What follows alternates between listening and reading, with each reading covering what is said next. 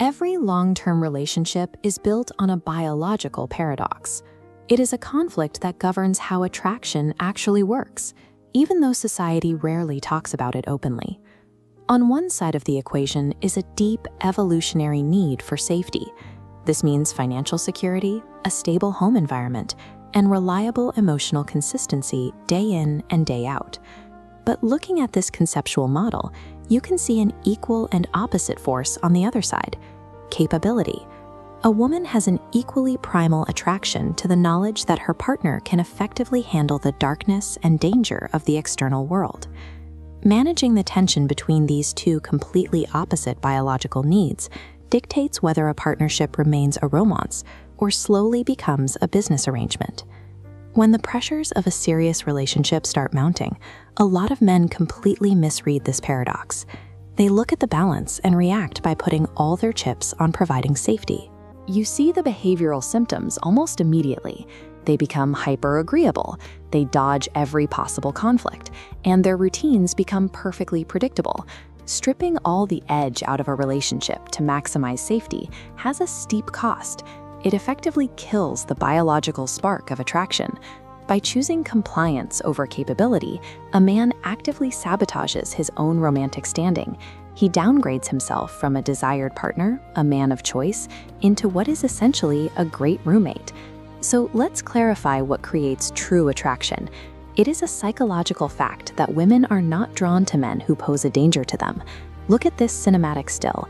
It captures the warrior in the garden philosophy. Attraction is generated by a man who possesses the capacity for danger, like that battle-worn sword, but wields the restraint to keep it sheathed at home. If a man is physically or mentally incapable of aggression, his kindness is a necessity. He acts nice because he has no other option. But when a man who can hold his ground actively chooses peace, his kindness becomes a true virtue. The emotional and physical safety a man provides only holds value because it is backed by the strength he possesses. This brings us to the nice guy trap. Many men believe that constant compliance, never disagreeing, and always asking for permission is the formula for making their partner feel secure. Far from feeling safe, constant compliance creates a leadership void that generates anxiety. If a man cannot stand up to his partner, it signals an inability to protect her from the world. Her biological radar detects this, and intimacy dissolves into resentment. Facing that perceived lack of leadership, she feels forced to take over the masculine, leading role herself, which is the opposite of the safety she actually requires.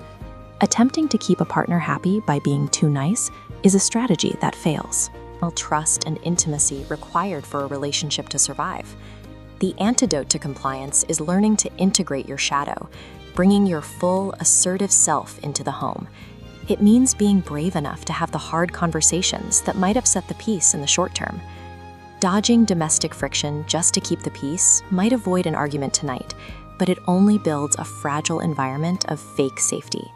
True relational safety is deeply rooted in honesty. It demands the willingness to look your partner directly in the eye, respectfully say, "I disagree," and hold a firm boundary. A man's capacity for productive conflict is a clear indicator of his reliability. It proves he values the long-term stability of the relationship more than his own momentary comfort. The ideal balance requires a man to be two things at once. He must be the emotional rock, present and reliable, while remaining an individual who maintains his own edge and external mission. He needs to be the person who can hold his partner during her weakest moments, but also the person who navigates an external crisis with calculated precision. Relational safety is defined by a partner's relief in knowing she does not have to be the strongest person in the room. Looking at this immovable stone in a rushing river, the challenge is clear. Stop acting as a compliant rug and reclaim your disciplined masculine edge. The mandate is straightforward. You must be the rock she can lean on, but someone she can never push over. You must stay grounded. You must stay dangerous. Retain your manhood. Masculinity is not the absence of danger.